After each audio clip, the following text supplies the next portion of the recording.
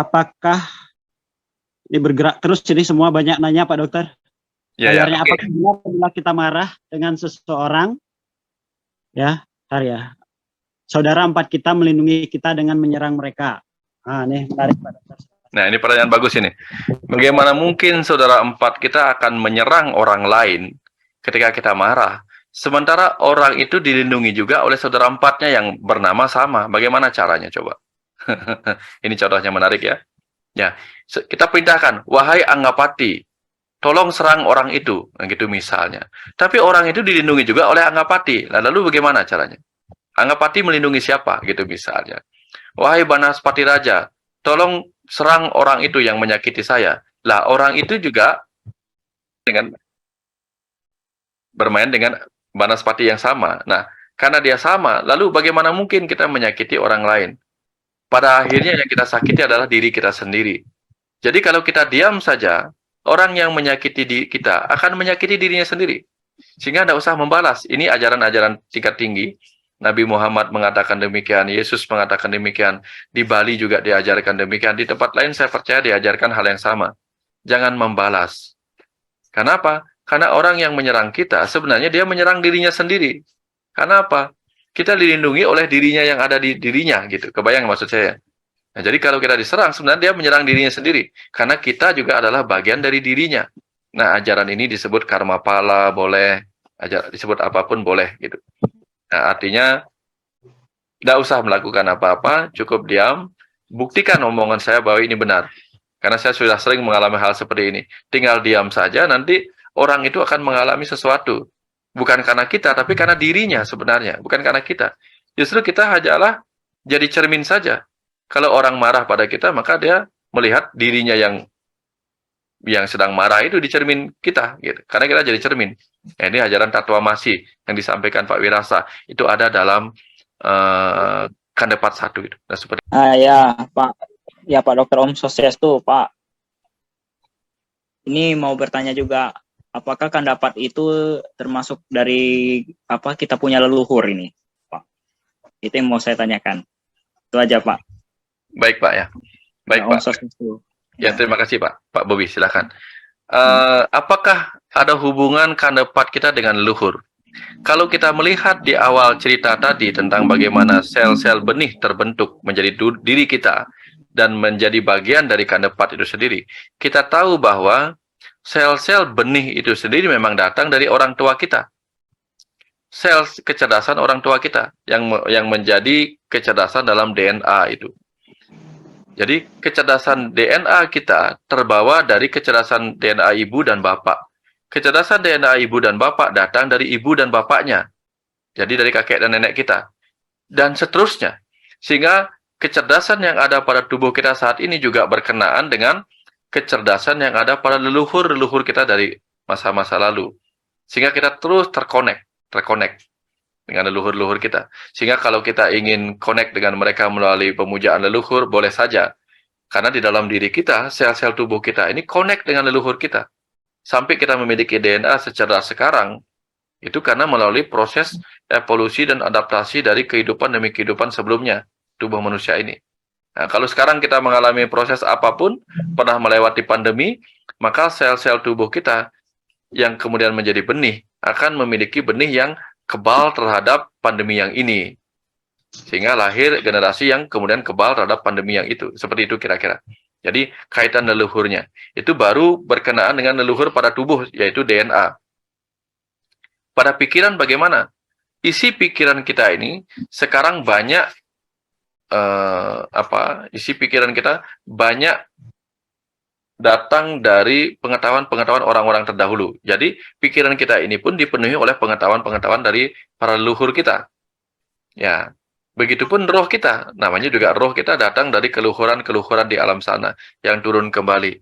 Jadi, memang ada kaitan semua kandepat itu dengan masa lalu kita, leluhur-leluhur kita. Nah, kira-kira seperti itu, Pak Bobi. Yang Ibu Nikade Sinarwati saking Dalung Badung. Atur suksema pencerahannya. Oke, puniki Pak Dokter yang ingin bertanya seperti ini. Tertarik sekali, sangat bagus materinya. mengenai mengaktifkan kandepat. Apakah sebagai seorang ibu, Tiang juga bisa membantu membangkitkan kandepat yang ada pada anak? Karena kan kalau anak masih remaja mungkin belum begitu memahami atau belum begitu percaya. Nah, sementara sebagai seorang ibu, Tiang kalau membanten setiap hari bantenin ari-ari.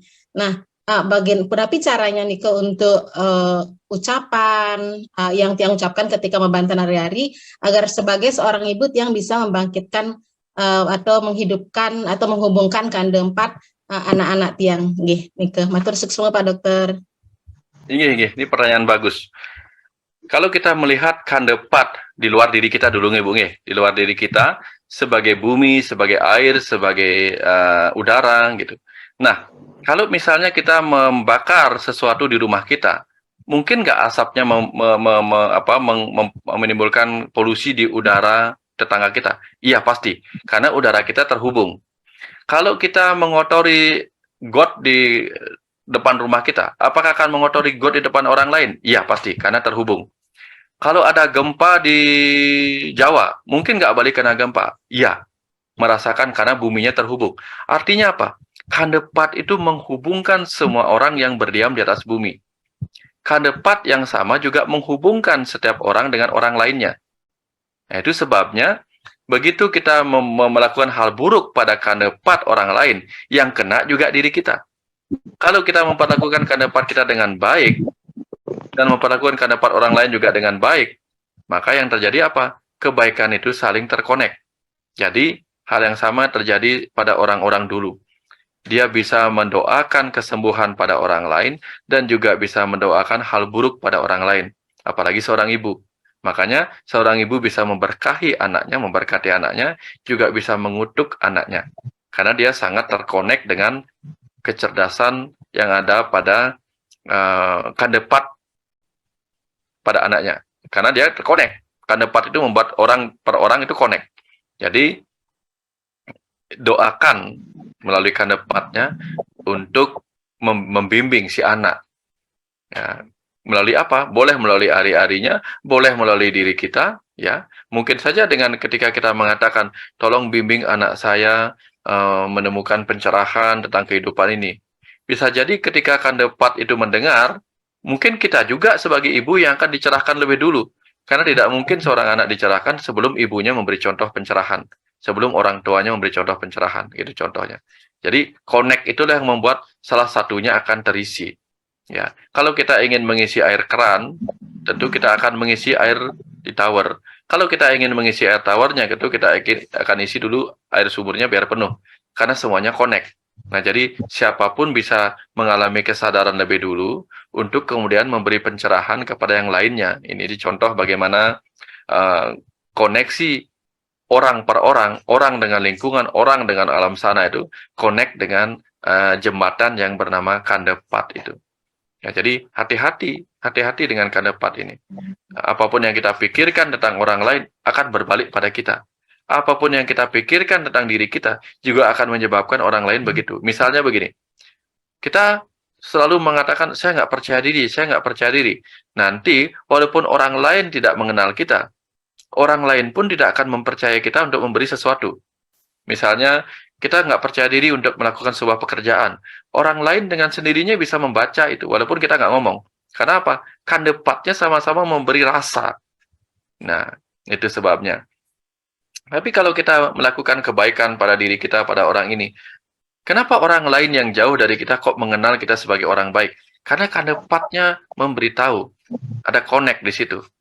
Nah, mudah-mudahan dipahami ini betapa ajaran kandepat ini adalah ajaran kita mencintai kehidupan, mencintai sesama manusia, mencintai lingkungan, karena semua itu membuat kita terkonek satu sama lain. Itu. Dengan cara apapun. Lewat ari-arinya sebagai tempat kita pernah menguburnya, boleh. Kalau di luar Bali bagaimana? Karena ari-ari mereka dilarung di lautan. Masa kita ngomong ke ari-ari yang sudah hilang? Kembali, materinya hilang, tapi energinya menyatu memenuhi seluruh angkasa, seluruh bumi. Karena disitulah kandepat itu berada. Dimanapun kita mendoakan orang lain, itu bisa. Yang penting kekuatannya apa? Kekuatannya ada pada pikiran kita. Karena pikiran kita mengandung energi. Kuatkanlah pikiran dan perasaan kita saat mendoakan itu. sehingga apa yang kita doakan itu benar-benar mencapai pikiran orang itu untuk membuat dia berubah. Tapi siap-siap mendoakan orang lain berubah, siap-siap dia benar-benar berubah dengan cara yang kadang-kadang orang itu akan mengalami sebuah goncangan seperti Ilisah tadi dalam buku itu. Dia mengalami kegelisahan, menjadi lisah, lalu mencarilah dia pencerahan. Karena kita ingin dia mengalami pencerahan, maka dia pun akan begitu.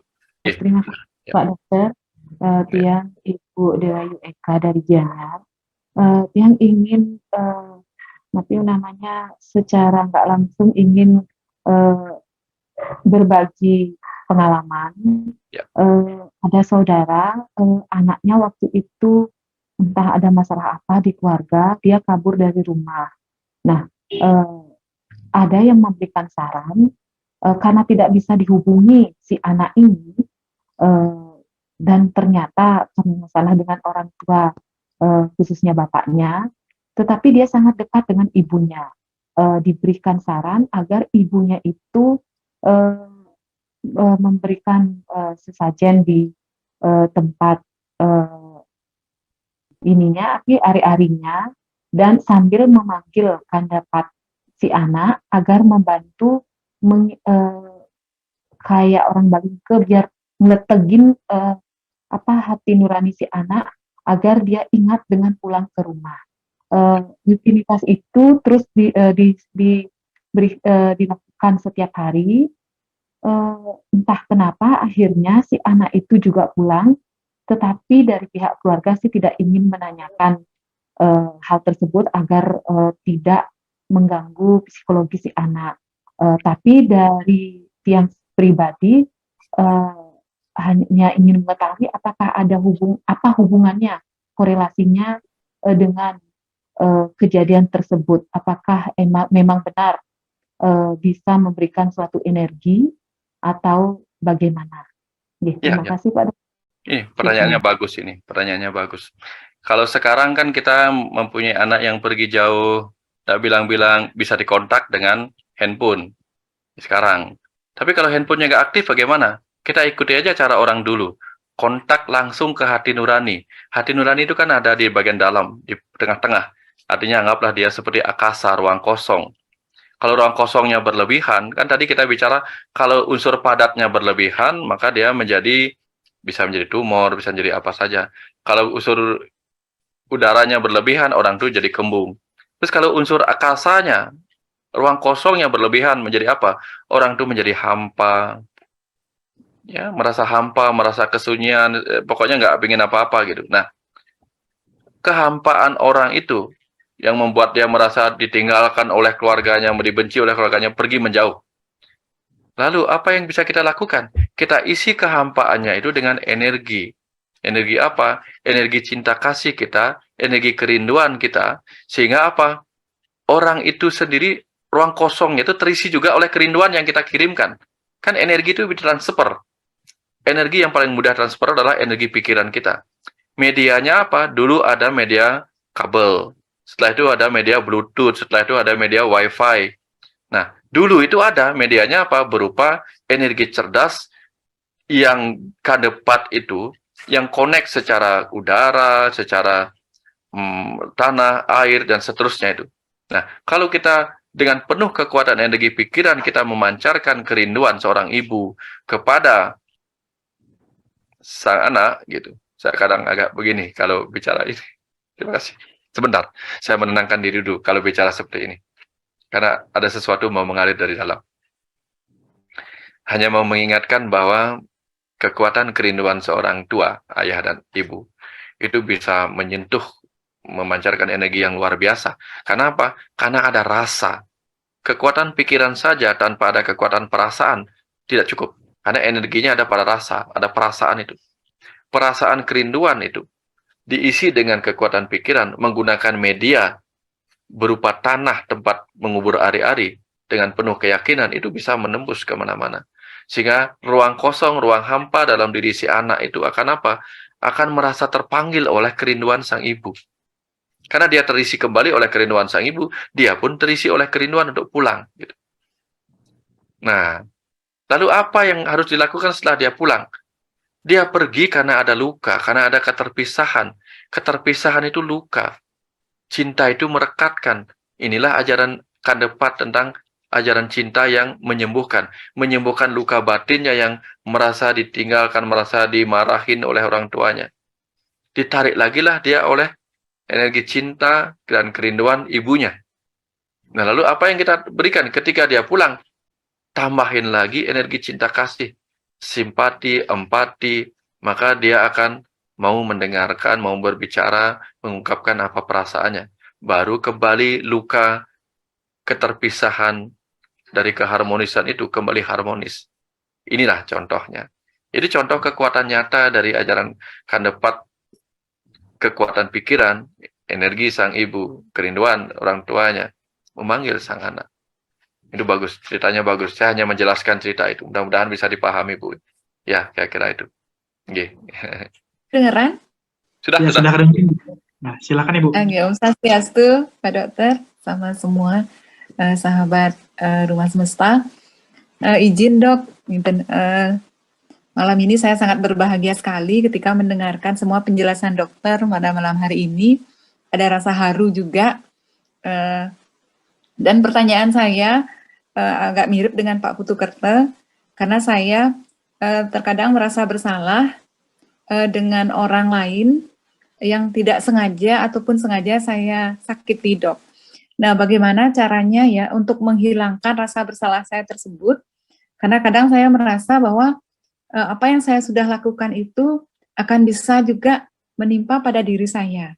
Itu misalnya yang hal seperti itu kadang masih suka membayang pada pikiran saya, Dok. Jadi bagaimana caranya menghilangkan hal tersebut? Baik, Bu Gung. Terima kasih sekali, Dok. Baik, Bu Gung. Baik. Coba direnungkan kata-kata saya ini, Bu Gung. Setiap hari kita mungkin sembahyang, ya, kalau kita di Hindu ya, sembahyangnya dengan Trisandya. Di bait terakhir kita mengatakan begini, Om Kesantawyo Kayike Dosa. Ya Tuhan, maafkanlah barangkali ada tindakanku yang pernah berdosa kepada kehidupan ini. Om Kesantawyo Wacike Mama. Karena barangkali ada ucapan saya yang pernah salah. Om Kesantawyo Mana Sadosa. Barangkali ada pernah pikiran saya yang berdosa pada kehidupan ini. Itu yang kita sampaikan permohonan maaf di bagian terakhir itu. Nah, itu cara sederhananya. Kenapa kita meminta maaf? Karena apa? Om Papoham Papa Karmaham. Ya Tuhan, hidupku ini, jiwaku ini penuh kepapaan, penuh kehinaan. Sehingga mungkin saja kita banyak salah pada kehidupan ini lewat kata-kata, lewat tindakan, lewat pikiran kita. Sehingga mohon dimaafkan. Itu kita sudah lakukan pada 3 bait terakhir. Lewat Trisandya itu. Sekarang bisa dilakukan dengan penuh penjiwaan, penuh ketulusan hati meminta maaf. Maka itu akan sampai kepada itu. Akan terbebaslah kita dari rasa bersalah itu. Karena kita sudah meminta maaf. Ya. Sederhananya lagi, apa yang bisa dilakukan? Saya bikin YouTube tentang meditasi berjalan. Silakan lakukan setiap kali kita berjalan, ketika kaki kanan kita yang menyentuh bumi, kita katakan, aku berterima kasih pada kebaikan orang-orang padaku dan kebaikanku pada orang-orang. Karena kita juga perlu berterima kasih pada diri kita karena sudah berbuat baik. Lalu ketika kaki kiri menyentuh bumi, kita katakan, aku memaafkan setiap orang yang berbuat buruk kepadaku dan meminta maaf pada setiap orang, setiap makhluk yang pernah menerima hal buruk dariku. Itu yang kita bisa lakukan sambil kita jalan pelan-pelan, itu meditasi jalannya. Itu ucapannya. Yang kiri untuk minta maaf dan memaafkan hal buruk yang kita lakukan dan yang dilakukan pada kita. Kalau yang kaki kanan menyentuh bumi, kita katakan terima kasih pada hal baik yang datang pada kehidupan kita atau hal baik yang kita lakukan pada kehidupan. Ini meditasi jalannya. Kalau pas sembahyang, lakukan doa tadi dengan sepenuh jiwa. Om Papoham Papa Karmaham. Gitu. Ya, masuk ke wilayah terakhir itu. Tuhan, maafkan pikiranku, kata-kataku, tindakanku. Tapi maaf saja tidak cukup. Kalau besoknya lagi melakukan hal yang sama, saya kira Bu Agung tidak akan melakukan itu. Ini untuk pesan kita semua. Tentang Kandapat, bagaimana jika seseorang itu sudah berkeluarga, suami istri, apakah, jadi kalau di bahasa Jawa itu dikenal garwo atau sigaraning nyowo, apakah kan dapat suami dan istri itu menyatu, manunggal, satu, atau sendiri-sendiri? Atau Baik, masih, iya. Baik. Terima kasih Pak Anton. Ini pertanyaannya bagus nih, luar biasa nih. Ada pertanyaan bagus juga serupa dengan ini. Kanepatnya laki-laki dan wanita itu sama apa enggak? Nah, gitu. Ada yang nanya gitu juga. Nanti kaitannya dengan kanepat suami sama istri menyatu apa enggak gitu. Kanepat laki-laki dengan perempuan sama apa enggak? Nah, pertanyaannya begini. Tubuh laki-laki dan tubuh perempuan mandinya dengan air yang sama apa enggak? Sama. Udaranya sama apa enggak? Sama. Semuanya ternyata sama. Artinya apa? Kandepat buta itu sama, mau laki-laki mau perempuan. Nah, energi-energi cerdas yang ada pada kandepat laki-laki, ya, energi cerdasnya, kemudian tersimpan melalui pengalaman-pengalaman hidup itu tersimpan ke dalam DNA-nya laki-laki, lalu di DNA itu tersimpan ke dalam sel benihnya, sel spermanya, sama halnya dengan sang ibu. Nah, begitu sel benih sperma dan sel benih ibu yang sama-sama mengandung kecerdasan itu, yang disebut kandepat itu, menyatu, dia akan menciptakan benih baru yang juga merupakan penyatuan dari materinya, materi atom-atom di DNA itu, juga kecerdasannya, juga energinya. Sehingga anak yang terlahir itu merupakan penyatuan tubuh ayah dan ibunya, atau benih ayah dan ibunya, juga merupakan penyatuan dari kandepat ayah dan ibunya. Dan itulah sebabnya seluruh kehidupan ini kandepatnya satu. Apapun itu gitu. Nah, ini contoh bagaimana kandepat itu sebenarnya merangkulkan kita semua ke dalam persaudaraan yang penuh cinta. Apapun perbedaan itu. Karena dari dulu-dulunya sekali di kehidupan awal sekali manusia, semuanya merupakan penyatuan dari tubuh, penyatuan kandepat, materi fisik, materi cair, materi udara dan cahaya dan seterusnya itu menyatu semua, sehingga kita ini semua memang seluruh dunia ini saja menyatu kanepatnya, apalagi cuman ayah dan ibu itu menyatu ke dalam anaknya, karena memang tanpa penyatuan pun sesungguhnya mereka sudah menyatu sebagai kanepat yang sama gitu. Energi yang sama, karena begitu hari-hari hilang mereka malah menyatu lagi ke dalam tubuh yang besar, yaitu alam semesta ini. Kalau mereka di dalam menciptakan alam semesta kecil yang baru, tubuh manusia, mereka menyatu dalam tubuh manusia. Di luar, mereka menyatu menjadi kanepat yang maha besar ini. Nah, di alam semesta ini. Nah, dia menyatu di alam semesta besar dan di alam semesta kecil. Sehingga, apapun yang kita lakukan pada tubuh orang, pada makhluk hidup, pada kehidupan alam semesta besar ini, saling terkonek satu sama lain. Ya. Kira-kira seperti itu. Sehingga, hati-hati dengan apa yang kita pikirkan, ucapkan, dan tindakan pada kehidupan ini dengan segala isinya. Karena itu, kalau kita menyakiti mereka di luar diri kita, sesungguhnya kita menyakiti diri kita. Sama dengan kalau kita melempar air ke langit, air akan jatuh ke bumi mengenai kita. Kalau kita lempar batu ke langit, batu akan menjumpai kita. Tapi kalau kita lempar bunga ke langit, bunga juga akan seperti memberi berkah keindahan kepada kita dari langit. Itu tergantung apa yang kita lempar kepada langit. Nah, tergantung juga apa yang kita lempar ke bumi. Kita lempar benih jagung, tumbuhnya jagung. Kita lempar benih padi, tumbuhnya padi. Nah, jadi itulah hukum karma pala juga. Ya, semua tergantung pada apa yang kita lempar kepada kehidupan ini. Langit dan bumi. Ayah dan ibu, semesta. Kira-kira seperti itu, Pak Anton. Ya, mudah-mudahan menjawab pertanyaannya. Ya, silakan Ibu. Selamat malam, Guru. Selamat malam, Bu Esti. Begini, kalau semesta itu adalah perwujudan dari kandapat kita semua, Guru. Belakangan, apa yang terjadi di waktu-waktu belakangan ini, karena ada gempa, ada tsunami, ada udara yang panas, ada angin yang seperti puting beliung dan lain-lain. Apakah itu ada hubungannya dengan kita memperlakukan kandapat, atau ada apakah dengan kandapat itu terhadap kita? Itu saja pertanyaan saya, Guru. Terima kasih sekali atas waktunya. Terima kasih juga kepada Jendela Semesta yang saya waktu itu dapat bukunya, begitu pesan pertama langsung dapat bukunya, tapi sampai sekarang saya masih mencoba untuk mempelajari dengan pikiran yang gamblang begitu. Karena rasanya kalau tadi ada Bapak yang bilang mengantuk. Kalau saya bukan mengantuk, Guru, tapi seperti ada rasa takut. Apa ya ini? Begitu, Guru. Tapi saya berusaha setiap waktu yang rasa hati saya tenang, pikiran saya nyaman, saya mulai baca lagi bukunya. Itu, Guru. Terima kasih. Selamat malam. Terima kasih, Bu Esti. Ya, yang takut-takut baca bukunya ya. Jadi apa yang ketemu nggak apa-apa.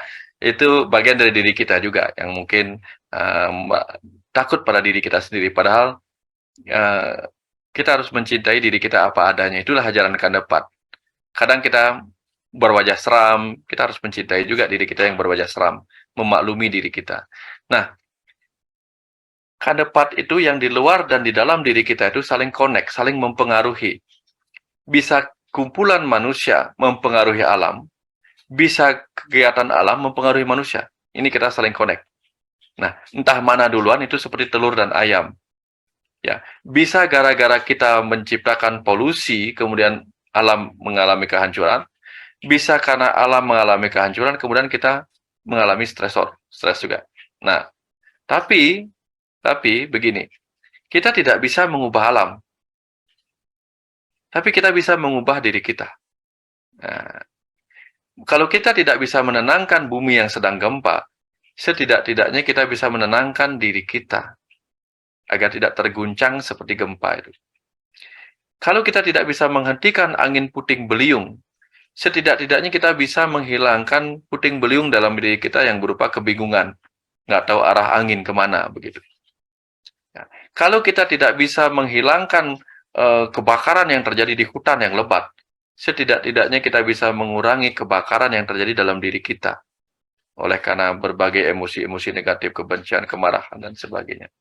Kalau kita tidak bisa mencegah tsunami air lautan yang meluap, setidak-tidaknya kita bisa mencegah emosi kita meluap kemana-mana. Itu contoh ajaran yang disampaikan oleh alam semesta besar ini. Kalau alam semesta besar ini membuat kita tidak nyaman dengan tsunami-nya, jangan sampai kita mengeluarkan tsunami dari alam semesta kecil kita berupa luapan air mata kesedihan yang berlebihan. Luapan dari sukacita air mata kita, sukacita yang berlebihan juga jangan. Luapan emosi kita yang berlebihan juga jangan. Karena itu sama saja kita menciptakan tsunami dalam diri kita. Kalau kita tidak suka petir yang menggelegar-gelegar di langit dan membuat kita ngeri, jangan juga mengeluarkan suara-suara yang menggelegar-gelegar penuh kemarahan, penuh caci maki, penuh bentakan. Karena itu juga sama saja dari alam semesta kecil yang mengeluarkan petir yang menggelegar itu. Sama menakutkannya bagi orang lain yang lebih kecil dari kita. Kalau kita takut pada langit yang gelap gulita oleh mendung, kita takut akan terjadi badai. Jangan sampai juga kita memancarkan kegelapan pikiran yang kita, yang mungkin saja akan menjadi badai kemarahan bagi orang-orang yang dekat dengan kita. Itu pelajaran dari Kandepat di luar diri kita untuk mengingatkan kita juga, supaya jangan seperti itu. Kira-kira seperti itu melihatnya, Bu Esti. Terima kasih banyak. Pertanyaannya bagus dan saya baru dapat jawaban tumben ini. Ini tumben saya nggak tulis itu karena tumben dapat jawabannya begini. Karena ditanyakan begitu. Benar juga. Ya. Makasih Bu ya, saya dapat ilmu baru ini. Ternyata benar, kita harus belajar pada alam tentang bencana-bencana itu. Jangan sampai kita juga menciptakan bencana bagi hal-hal kecil di luar diri kita. Karena kita adalah hal kecil di luar diri yang besar itu. Gitu. Kira-kira seperti itu. Terima kasih banyak, Bu. Ya, tampaknya ini pertanyaan terakhir ditutup dengan luar biasa oleh Bu Esti yang ketakutan membaca, tapi membuat kita mendapatkan pelajaran baru juga, termasuk saya dapat. Terima kasih banyak, Bu. Terima kasih, silakan, Guru. Silakan. Juga ini mungkin teguran untuk saya, Guru, karena seperti Guru bilang, jangan takut karena diri kita juga punya sisi seram, diri kita juga punya sisi gelap yang kadang itu saya belum bisa menerima seperti maksud sih ya. saya begini. Jadi saya juga sudah mendapat jawaban langsung dari guru kenapa saya punya perasaan takut-takut untuk membaca. Jadi bertahap. Mungkin itu juga teguran untuk saya. Terima kasih guru, terima kasih semesta. Terima kasih. Itu jawaban dari kandepatnya berarti. Terima kasih. Terima kasih. Terima kasih Ibu ya.